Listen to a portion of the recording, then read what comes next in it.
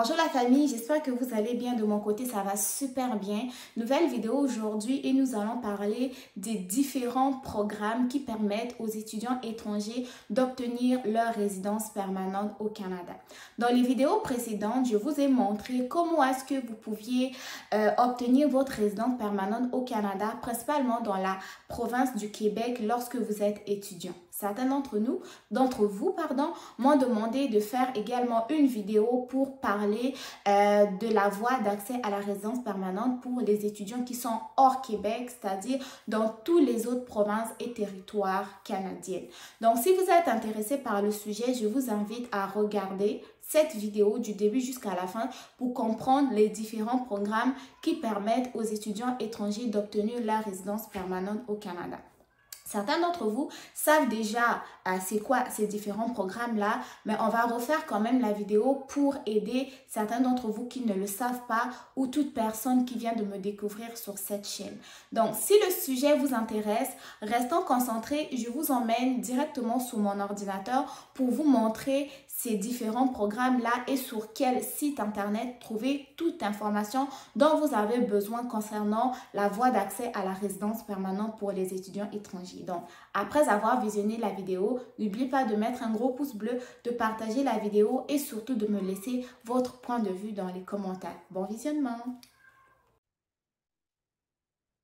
Donc, les amis, nous voilà sur mon écran d'ordinateur. Je vais vous montrer comment est-ce que vous allez trouver donc ces programmes qui vous permettent à vous, étudiants étrangers, de pouvoir obtenir votre résidence permanente ici au Canada. Donc, dans la vidéo, je vais vous montrer comment est-ce que vous allez faire si vous êtes dans d'autres provinces du Canada et autres territoires en dehors de la province du Québec. Donc, vous venez simplement ici sur Google et vous écrivez résidence permanente étudiant étranger au Canada. OK? Entrée. Vous avez plusieurs choix ou plusieurs résultats si vous voulez. Moi, je vous recommande de prendre celui-là qui est celui de IRCC. OK? Donc, quand vous arrivez sur cette page-là, c'est la page du gouvernement du Canada où vous allez retrouver toute l'information nécessaire. Donc, sur cette page-là, ils vous disent que je suis un étudiant étranger. Comment puis-je présenter une demande de résidence permanente? Et là, ils vous répondent en vous disant que vous pouvez prévaloir de plusieurs programmes ou catégories de résidents permanentes, comme la catégorie de l'expérience canadienne, le programme des travailleurs qualifiés qui est un programme fédéral et le programme des candidats des provinces. Certaines de ces catégories requièrent une expérience de travail admissible au Canada. Si vous voulez travailler au Canada après avoir obtenu votre diplôme, vous devez présenter une demande de permis de travail au titre du programme de permis de travail post-diplôme. Si vous voulez savoir c'est quoi un permis de travail post-diplôme, je vous recommande de faire un tour sur ma chaîne. J'ai déjà fait plusieurs vidéos qui parlent du permis de travail post-diplôme. Donc, vu que nous sommes sur la page, nous allons faire un petit survol de ces programmes d'immigration-là qui vous permettent de devenir des résidents permanents ici au Canada.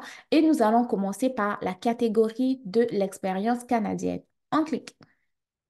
Donc, au niveau de l'admissibilité à cette catégorie-là, nous allons regarder. Mais premièrement, ils vous disent que la catégorie de l'expérience canadienne est destinée aux travailleurs qualifiés qui ont de l'expérience de travail au Canada et qui souhaitent devenir résidents permanents.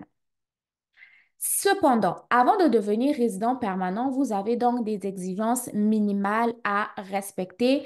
Première exigence, votre expérience de travail qualifiée doit être faite au Canada et vous devez aussi respecter les compétences linguistiques. Quand nous regardons vite fait au niveau de l'expérience de travail qualifiée au Canada, point numéro un, vous devez avoir acquis au moins un an d'expérience de travail qualifiée ou une expérience équivalente à temps partiel au Canada au cours des 3 dernières années avant de présenter une demande.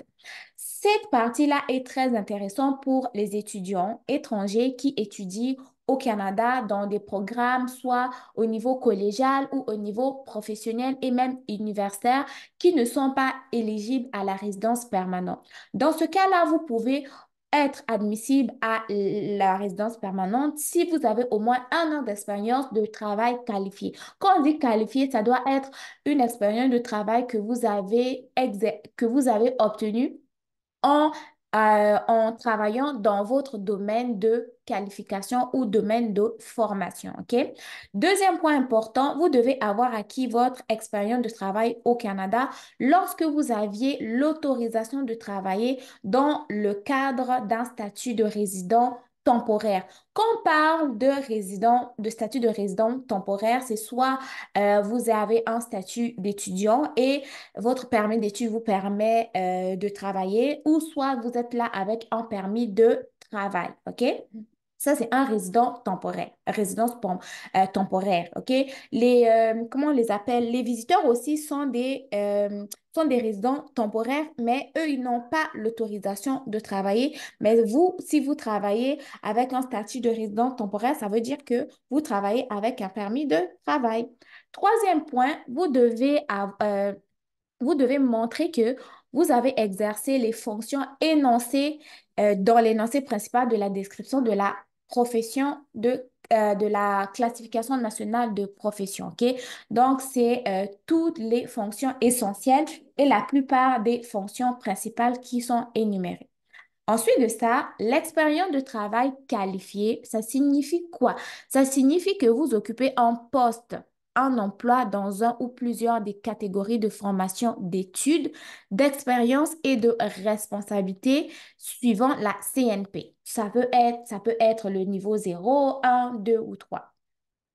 Ils ajoutent aussi que votre expérience de travail doit provenir d'un travail rémunéré. Autrement dit, vous devez avoir reçu un salaire ou une commission, pardon. Nous ne comptons pas le bénévolat ou les stages non rémunérés. Donc, si vous avez exercé un emploi où vous n'étiez pas payé, sachez que cette expérience-là n'est pas considérée. Si vous avez fait du bénévolat, cette expérience-là n'est pas rémunérée. Et si vous avez fait des stages qui ne sont pas payés aussi, cette expérience-là n'est pas rémunérée. Vous n'êtes pas admissible à la catégorie de l'expérience canadienne si vous êtes un demandeur d'asile au Canada, vous travaillez au Canada sans autorisation, surtout vous les étudiants qui venez, vous n'avez pas encore commencé à étudier, vous travaillez déjà, vous voyez comment est-ce que vous mettez en péril votre résidence permanente. Et dernier point aussi, vous n'êtes pas admissible à la résidence permanente au Canada grâce à cette catégorie si votre expérience de travail a été acquise lorsque vous n'aviez pas le statut de résident temporaire au Canada. Il y a un point assez intéressant aussi qui est de l'expérience de travail autonome et de travail étudiant. Le travail autonome et l'expérience de travail acquise pendant que vous étiez étudiant à temps plein, même si vous étiez en stage en milieu de travail, ne sont pas prises en compte pour répondre aux exigences minimales de ce programme. Ça veut dire simplement que lorsque tu travailles en étant étudiant, avec un permis de travail, l'expérience du travail que tu fais là, que tu es en train d'acquérir là, n'est pas pris en compte. C'est uniquement l'expérience de travail que tu acquiers lorsque tu as terminé. OK? Pour les médecins ici, il y a une exception que je vous laisserai lire si vous êtes médecin. Et lorsque nous arrivons maintenant au niveau des compétences linguistiques, vous devez passer les tests de langue approuvés pour l'écriture, la lecture, compréhension orale et l'expression orale. Et vous devez obtenir la note minimale exigée. Entrez les résultats du test dans votre profil d'entrée express. Vos tests de langue sont valides pendant 2 ans à compter de la date du résultat du test. Ça veut dire que si ton test, tu l'as fait en 19 mai 2024, il est valide 19 mai 2026. OK? C'est à la date du résultat et non à la date où toi, tu mets ton test dans ton profil entrée express. Ensuite de ça, il vous ajoute aussi que Vos tests-là doivent être valides le jour de la présentation de votre demande de résidence permanente. Donc, si tu avais déjà fait ton test, tu as oublié de l'ajouter, le test est expiré, mais les résultats sont bons, sache que c'est déjà foutu, il faut renouveler ton test, OK? Tandis que pour ce qui concerne les études, il n'y a pas d'expérience en matière d'études pour la catégorie de l'expérience canadienne parce que l'expérience canadienne est vraiment plus axée sur l'expérience de travail. Si vous voulez améliorer votre classement dans le bassin d'entrée express, il y a deux façons de le faire. Premier point, si vous avez étudié au Canada, vous pouvez obtenir des points si vous détenez un certificat, un diplôme ou un grade dans l'établissement d'enseignement secondaire canadien ou dans l'établissement d'enseignement postsecondaire canadien. Point numéro 2. Si vous avez fait des études à l'étranger, vous pouvez obtenir des points si vous avez les documents suivants. Premier document, un titre de scolarisation étranger, une évaluation des diplômes d'études à des fins d'immigration qui provient d'un organisme désigné et qui montre que vos études équivalent à un certificat, un diplôme ou un grade d'un établissement d'enseignement secondaire canadien ou d'un établissement d'enseignement postsecondaire canadien. Vous devez être également admissible à entrer au Canada. Ceux qui ont des interdictions de territoire, ceux qui ont fraudé pour entrer et puis on les a revirés dans leur pays là. Si vous avez déjà gâté tout ça là, bonne chance à vous pour pouvoir rentrer au Canada. Donc, n'essayez jamais d'entacher votre dossier au niveau de l'immigration, s'il vous plaît. Où vous pouvez habiter au Canada dans le cadre de ce programme-là, vous devez prévoir déjà, lorsque vous êtes intéressé à obtenir votre résidence permanente grâce à ce programme, tu dois déjà penser à habiter à l'extérieur de la province du Québec. Parce que si tu penses habiter dans la province du Québec, tu n'es pas admissible pour ce programme. Pourquoi? Parce que la province de Québec sélectionne ses propres travailleurs qualifiés. Si vous avez l'intention d'habiter au Québec, vous devez consulter la page travailleurs qualifiés sélectionnés par le Québec, OK? Pour en savoir plus, si vous êtes intéressé par ce programme de travailleurs qualifiés là, allez faire un tour sur ma chaîne. J'ai déjà fait une vidéo à ce sujet ou sinon, vous me le direz dans les commentaires, je vais faire une vidéo actualisée. N'oubliez pas que lorsque vous remplirez votre profil, nous vous demanderons où vous prévoyez habiter au Canada. Donc, avant déjà de vous lancer dans les démarches dans le cadre de ce programme-là, renseignez-vous déjà sur les autres provinces et territoires du Canada, la population, l'emploi, comment est-ce que ça fonctionne là-bas avant de commencer, OK? Donc, vous n'avez pas à vous établir dans cette province ou ce territoire, OK? OK? Donc, c'est ça. Si vous êtes un candidat d'une province, vous devez vous établir dans la province ou le territoire qui vous a été assigné. OK? Donc, ça, c'est un point très important aussi. Donc, pour ce qui est de la préparation des documents pour soumettre votre profil, vous venez ici. Là, les documents sont là. OK? Documents pour votre demande de résidence permanente. Voilà. Certificat de police, preuve de fonds, certificat de naissance, formule, recours, représentant, nanana, nanana, et autres documents. Et ensuite, vous soumettez votre profil ici, remplir le formulaire en ligne. Vous vérifiez l'admissibilité, déterminez si vous êtes admissible, ouvrir une session dans votre compte et voilà. OK, ce sont les étapes. Vous viendrez lire ici. Là, maintenant, nous allons faire marche arrière. Nous allons aller trouver le deuxième programme parce que je vous ai dit que je vous faisais un survol pour vous montrer c'est quoi les autres démarches lorsque vous êtes intéressé à obtenir votre résidence permanente au Canada. Deuxième programme, ça va être le programme des travailleurs qualifiés qui est un programme fédéral. Au niveau du programme, de ce programme-là, en fait, vous devez savoir que ce programme s'adresse aux travailleurs qualifiés aussi qui ont une expérience de travail et qui souhaitent devenir résidents permanents. Pour être admissible, donc, il y a des exigences minimales aussi à respecter. Donc, premièrement, l'expérience de travail qualifiée, les compétences linguistiques et les études. Pour les études, donc, si vous répondez à toutes les exigences minimales, l'IRCC va évaluer votre demande en fonction d'autres critères de sélection que vous pouvez retrouver ici. Au niveau du travail, de l'expérience de travail qualifiée, signifie que vous avez occupé un emploi dans l'une des catégories F, E, E, R, suivant la classification nationale des professions, soit 0, 1, 2 ou 3. Vous devez démontrer que dans le cas de votre profession principale, vous avez exercé les fonctions qui figurent dans l'identité principale de la description de la profession de la CNP. Il s'agit notamment de toutes les fonctions essentielles et la plupart des fonctions principales énumérées. OK? Donc, votre expérience de travail qualifiée doit premièrement avoir été acquise dans le même type d'emploi, avoir été acquise au cours des 10 dernières années au Canada ou à l'étranger, provenir d'un travail rémunéré parce que vous savez, tout ce qui est bénévolat n'est pas pris en considération. Votre expérience de travail doit comporter au moins une année de travail continu ou 1 560 heures au total. Et au niveau de l'expérience de travail partielle, ils disent que votre expérience de travail qualifiée doit être un travail rémunéré, y compris un salaire payé ou une commission gagnée. Nous ne comptons pas le travail bénévole ni les stages non rémunérés, OK? Au niveau de l'expérience étudiant, l'expérience de travail acquise pendant que vous étudiez peut être prise en compte pour répondre à votre expérience minimale, OK? Le premier programme, il ne prenait pas en considération l'expérience de travail étudiant, tandis que pour le deuxième programme, ils prennent en considération le travail étudiant, OK?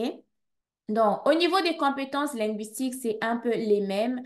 Passer des tests pour prouver que vous avez des bonnes connaissances. Donc, au niveau de l'écriture, lecture, compréhension orale et expression orale. Au niveau des études, donc, vos études, vous devez détenir un certificat, un diplôme ou un grade dans l'établissement d'enseignement secondaire ou postsecondaire canadien.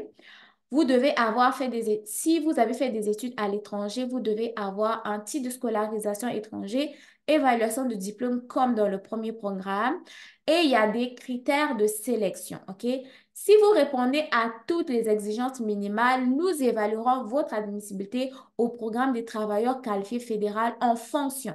Dans le premier programme, il n'y avait pas l'âge, mais ici, il y a les critères de sélection tels que l'âge, les études, l'expérience de travail, le fait que vous ayez ou non une offre d'emploi valide, compétences linguistiques en français ou en anglais, faculté d'adaptation et selon les points que vous allez obtenir pour chacune des 6 critères, ils vont vous attribuer une note globale sur 100 et la note de passage actuelle est à 67%.